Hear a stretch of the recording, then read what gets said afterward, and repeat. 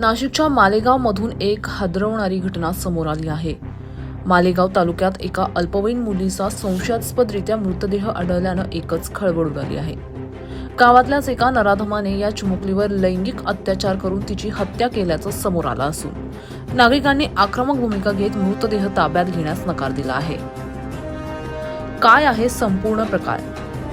समोर आलेल्या माहितीनुसार मालेगाव तालुक्यातील डोंगराळे गावामध्ये एका अल्पवयीन मुलीचा मृतदेह आढळून आल्यानं खळबळ उडाली आहे।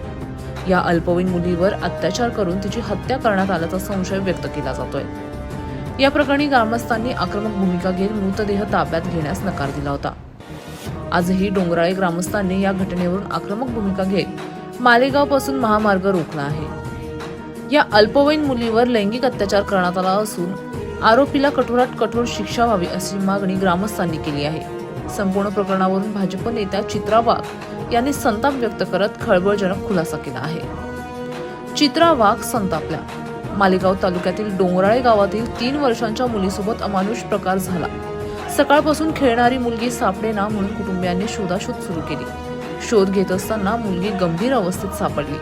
तिला रुग्णालयात नेले असता मृत्यू झाल्याचं समोर आलं। प्राथमिक तपासात आरोपी विजय खैरनारचे मुलीच्या वडिलांसोबत भांडण झालं होतं। महिनाभरापूर्वी झालेल्या भांडणाचा राग मनात ठेवून या नराधमाने अल्पवयीन मुलीसोबत सैतानी कृत्य केले।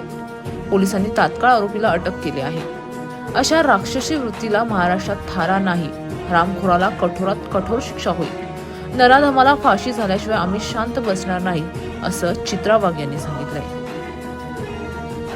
नमस्कार। मालेगाव तालुक्यातील डोंगराळे या छोट्या गावात 3 वर्षाच्या चिमुकलीवर अमानुष प्रकार झाला। अशा घटना ऐकल्यावर काळीच पिळवटून निघतं।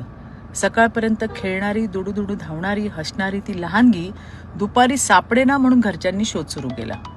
गावभर शोध घेतल्यानंतर ती गंभीर अवस्थेत आढळली आणि नंतर मृत्यू झाल्याचं संपलं आणि होत्याचं नव्हतं झालं। प्राथमिक तपासात असं समोर आलंय की गावातीलच एक 24 वर्षाचा तरुण, ज्याचं पूर्वी साधारण 1 महिन्यापूर्वी मुलीच्या वडिलांशी भांडण झालेलं आणि म्हणून त्याने त्या निरागस बाळावर अशा असुरी पद्धतीने राग काढला, तिच्यावर अत्याचार करून नंतर तिचा जीव घेतला।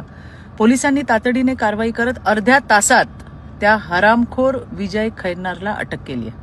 अशा राक्षसी मनोवृत्तीला महाराष्ट्रात थारा नाही। आम्ही पीडित कुटुंबासोबत खंबीरपणे उभे आहोत। या प्रकरणात त्या चिमुकलीला न्याय मिळावा म्हणून देवाभाऊंच्या नेतृत्वात सरकार सर्वतोपरी मदत करणार आहे।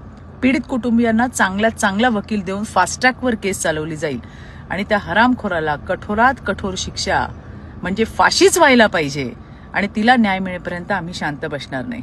मला हेच सांगायचंय, समाजात असे वावरणारे विकृत लांडगे यांना ठेचायची आता वेळ आलेली आहे आणि त्यासाठी तुम्ही आणि आम्ही, आपण सगळ्यांनी हातात हात घालून ही विकृती संपवायला पाहिजे। धन्यवाद। जय हिंद, जय महाराष्ट्र। Bureau report, Malegaon.